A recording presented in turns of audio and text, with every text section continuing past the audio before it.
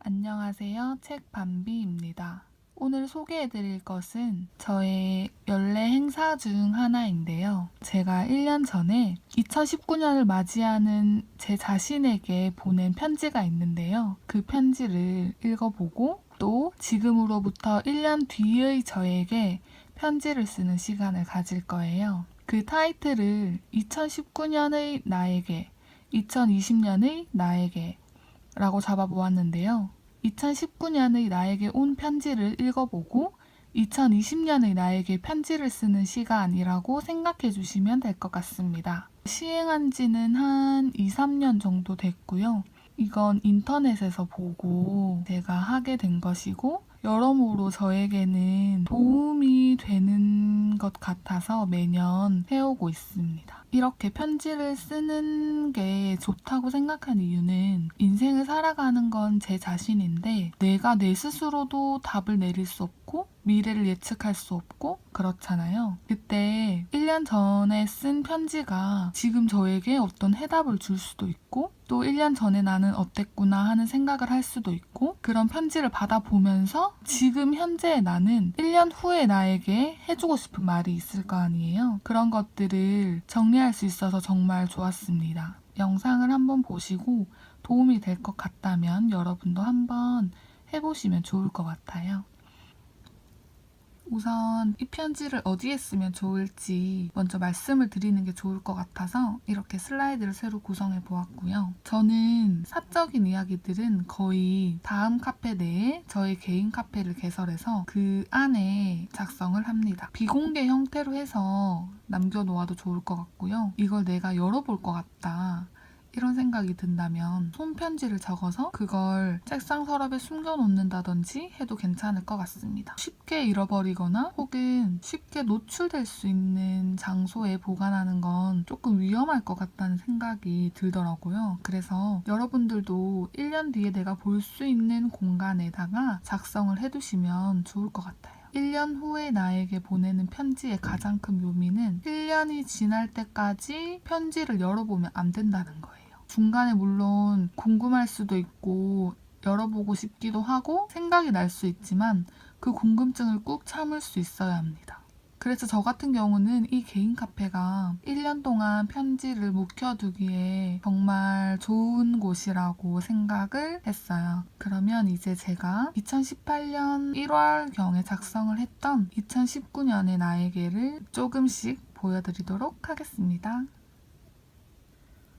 네, 이게 제가 작성한 글이고 이건 저의 개인 카페에 작성을 했습니다. 2018년 1월 11일에 작성을 했고 2019년의 나에게라는 제목으로 작성을 했네요. 네, 이제 내용을 부분 소개를 드릴게요. 1년 전에 제가 1년 후의 저에게 보낸 편지의 첫 문단이에요. 1년 만이다. 정말 1년 만이다. 잘 지냈어? 이렇게 말을 하고 있네요. 새해 복 많이 받으라고 덕담도 했고요. 시간은 야속하게도 너무 빠른 것 같다. 너의 한 해도 아마 그랬을 거다. 라는 말로 첫 문단을 시작했네요. 네, 저는 이렇게 편지에 1년 동안 변화된 모습에 대한 질문을 던지는 문장이 많아요. 보면 2019년에 저는 소망에 대해서 어느 정도 충족된 상태인지를 물어보고 있고 또 제가 어떤 삶을 살고 있을지도 궁금해하고 이 편지를 쓸 당시와 현재의 가치관이 바뀌었을지도 궁금하다고 말을 하고 있어요. 어쨌든 이게 과거의 나와 소통하는 거기 때문에 1년 전에 편지를 쓸 때는 미래의 나와 소통을 하는 거겠죠? 그래서 이런 변화에 초점을 맞추어서 질문을 많이 했던 것 같아요.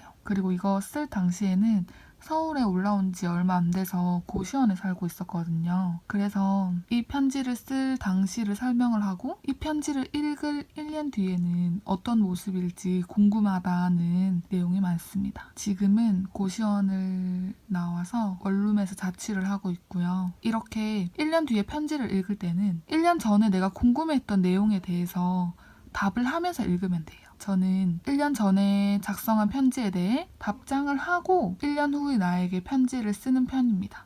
그래서 연말이 되면 받은 편지에 대한 답장과 내년에 나에게 보낼 편지 이렇게 총 2개의 편지를 작성을 하고 있습니다.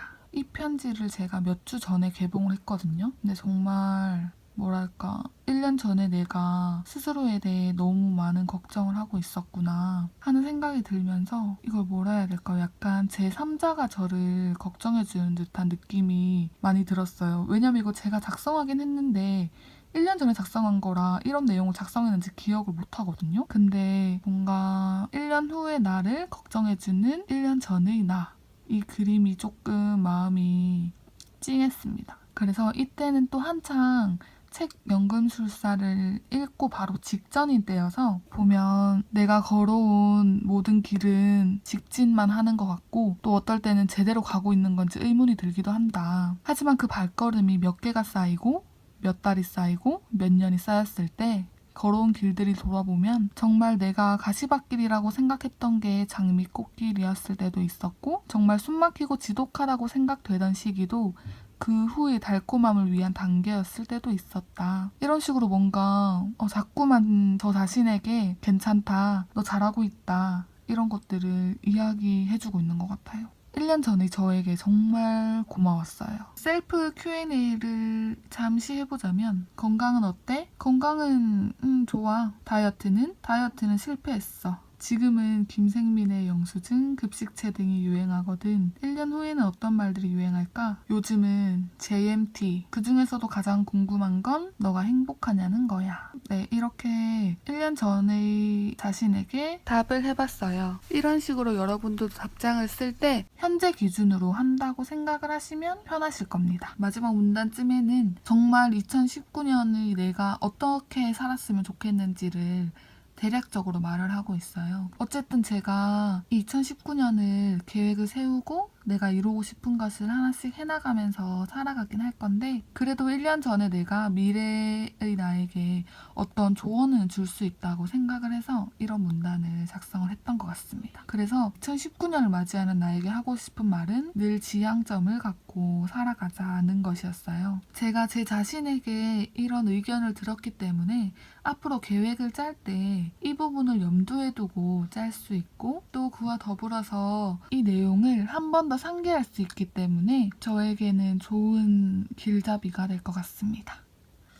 네, 이렇게 1년 전에 제가 작성을 했던 2019년의 나에게를 읽어보았는데요. 여러분들도 다가오는 2019년을 포함해서 1년을 살아간 뒤 2020년의 나에게 편지를 쓰는 시간을 가져보셨으면 좋겠어요. 그러면 내년이 되면 2020년의 나에게에 대한 답장을 하고 또 2021년의 나에게 편지를 쓰면 됩니다.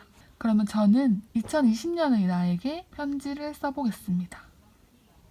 네, 2020년의 나에게 편지 쓰는 방법에 대해 간단하게 설명을 드리겠습니다. 모든 건 자유양식인데 저는 우선 1년 뒤에 나에게 작성하는 편지이기 때문에 고생했다라는 말을 전하고 싶었어요. 그래서 기본 마인드가 내 자신 고생했다 이거예요. 어떤 내용들이 주로 들어가는지 소개를 해드리겠습니다. 편지의 기본 형식을 그대로 따라간다고 생각을 하면 되는데 보통 편지를 쓸 때 그 서론에는 요즘 어떻게 지내냐, 변화된 건 있냐, 잘 지내고 있냐 이런 식으로 안부를 묻는 문장들이 다수니까 내년의 나에게 편지를 쓸 때도 지금 이 편지를 읽고 있는 기분은 어떤지, 좋은 일이 있었는지, 밥은 먹었는지 이런 사소한 안부들로 시작을 하면 아마 글을 조금 더 잘 풀어나갈 수 있을 것 같아요. 첫 번째로는 1년 뒤의 나에게 안부를 묻는다 라고 소개를 해드리고 싶습니다. 두 번째는 지금 편지를 쓰고 있는 당시의 자신을 소개를 하면 또 좋아요. 이게 앞서 설명했던 거랑 마찬가지로 미래의 나 그리고 과거의 나가 소통하는 거기 때문에 너는 이랬어? 나는 이래. 이런 식으로 조금 과거의 자신이 어떤 상황인지 얘기를 해주면 좋을 것 같아요. 저 같은 경우는 단발인데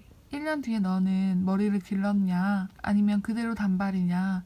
아니면 다른 헤어스타일로 바꿨냐? 이런 식으로 질문을 할 수 있을 것 같고요. 현재의 내가 미래의 나와 어떤 점이 다를 수 있는지 굳이 고민할 필요는 없지만 그냥 시시콜콜한 나의 상황을 설명해주면 내년에 읽을 때 아주 재밌을 거예요. 아, 내가 이랬나? 아, 이때 이랬구나. 기억이 나는 부분도 있고 안 나는 부분도 있단 말이죠. 그래서 기억이 나는 부분은 오, 호라 이런 생각이 들고 기억이 안 나는 부분은 에? 이거 내가 쓴 거 맞아? 하는 생각이 들면서 그냥 스스로 재밌습니다. 그게 정말 좋아요. 그래서 두 번째는 현재 나를 소개하라 라고 말씀을 드리고 싶습니다.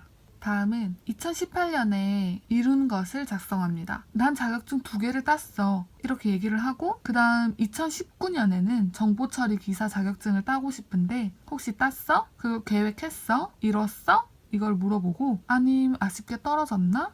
이렇게 조금 1년 뒤에 내가 읽었을 때 당황하지 않도록 선택지를 하나 더 주고요. 그 다음에 우리가 이 편지를 쓰는 것의 가장 큰 목적인 고생했다 내 자신 이걸 기억을 했을 때 아무렴 어때? 따도 어떻고? 뭐 못하면 또 어때? 고생했다 이런 멘트를 넣어줍니다. 그럼 1년 뒤에 내가 읽었을 때 조금 더 힘이 나고 엄마 미소가 지어지는 그런 편지가 될 거예요.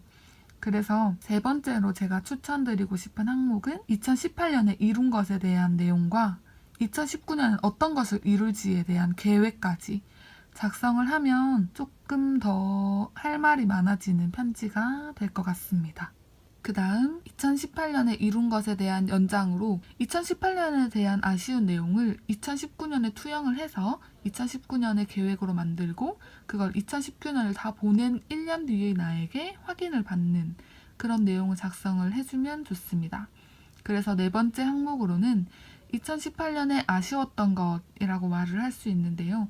이 부분은 선택사항이라서 필요하신 분들은 작성을 하고 필요 없는 분들은 그냥 넘겨주셔도 될 것 같습니다. 편지 쓰는 방법 거의 막바지에 다다랐는데요. 저는 이 부분이 가장 중요하다고 생각을 하는데 이게 어쨌든 지난 1년을 리뷰하면서 내년에 대한 바라는 말들을 작성하는 거기 때문에 올 한 해를 살아가는 마음가짐을 말을 해주는 게 좋은 것 같아요. 이게 아무래도 내년에 이 편지를 읽을 때는 또 다시 2021년의 나에게 편지를 쓰는 시즌이기 때문에 1년 전에 했던 마음가짐을 다시 한번 상기시켜주고 그렇게 1년 뒤에 계획을 짜는 게 조금 더 수월하고 조금 더 목표의식을 가질 수 있다고 생각을 했어요. 그래서 저는 이 항목을 넣었고요. 그리고 1년 뒤에는 다시 이 내용을 리마인드 하면서 2021년의 나에게를 작성할 때 배우는 자세를 잃지 말자를 포함한 더 포괄적인 마음가짐을 가질 수 있도록 해줍니다. 그래서 다섯 번째 항목으로는 2019년을 준비하는 마음가짐이라고 말을 할 수도 있고요. 이걸 작성하는 이유는 2020년을 준비하는 마음가짐에 대한 기반이 될 수 있기 때문입니다. 이 부분을 꼭 기억해 주셨으면 좋겠습니다. 그렇게 마음가짐을 정리하고 나면 이제 마무리를 해야 돼요. 2019년에는 어떤 것들이 바뀌었는지 질문을 던지고 스스로 답변을 하는 과정을 통해서 2019년 한 해가 어느 정도 리뷰가 될 거예요. 그러면 이제 2020년은 어떻게 살아갔으면 좋겠다. 과거의 내가 미래의 나에게 한마디를 거둘 수 있는 그런 항목이 되는데요. 그래서 이 항목의 이름을 2019년도 고생했고 2020년도 잘 부탁한다 라고 정해보았고요. 2020년을 준비하는 나에게 어떤 조언이 되는 말 아니면 응원하는 말 이런 것들을 조금 해주면 좋을 것 같아서 항목으로 추가를 해보았습니다. 어쨌든 2020년을 살아갈 나에게 응원해주는 듯한 말들로 마무리를 하면 좋을 것 같습니다. 이렇게 간단하게 2019년의 나에게 온 편지를 읽어보고 또 새로운 해를 맞이하여 2020년의 나에게 편지를 작성해 보았는데요. 여러분들도 이렇게 과거의 나 자신과 혹은 미래의 나 자신과 편지로 소통을 해보면 좋을 것 같습니다. 영상은 여기까지고 영상이 유익했다면 영상 좋아요와 채널